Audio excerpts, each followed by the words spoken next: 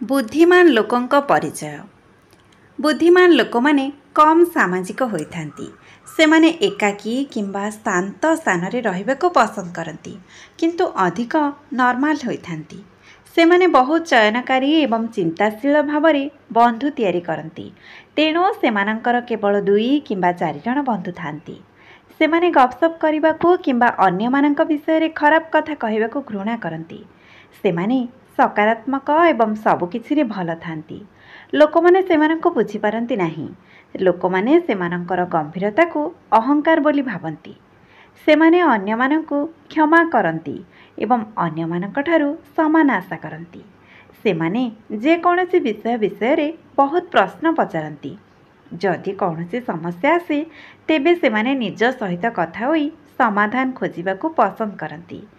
बुद्धिमान लोकंको हातलेखा प्रायतः सुंदर एवं स्पष्ट होइथाए। से माने बहुत भावप्रवण होइथांती एवं छोट छोट कथा मध्य केतेक समय रे सेमानकु आघात देई पारे। बुद्धिमान लोक माने सहजरे काहाकु विश्वास करती नाही, तथापि से माने प्रायतः अन्य मानकु बेले बेले विश्वास करती। बुद्धिमान लोक माने प्रायतः सबुठु बहुत कठोर देखा जाती, किंतु से माने बहुत दयालु। से माने बड़ किंबा छोट काम हेले मध्य सतर्कतार सहित विचार करिबा परे निष्पत्ति नियंती। बुद्धिमान लोक माने किछि नुआ शिखिबाकू उपभोग करती। बुद्धिमान लोकंकर नेतृत्व गुण बहुत भल थाए। से माने पुस्तक पढ़िबाकू बहुत पसंद करती। प्रायतः से माने नूतन ज्ञान शिखिबाकू उपभोग करती।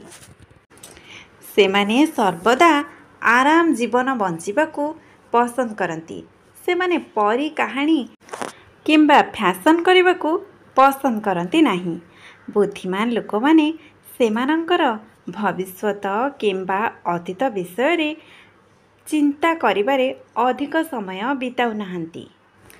बुद्धिमान लोक माने टंका अपेक्षा समय को अधिक गुरुत्व दियंती। बंधुगण, आशा करुछि मोर एही छोटिया भिडियोटी आपण मानको पसंद आसिबो। जदि पसंद आसिताए ताहाले भिडियो को लाइक करंतु, शेयर करंतु एवं चैनल को सब्सक्राइब करंतु। रहुछि।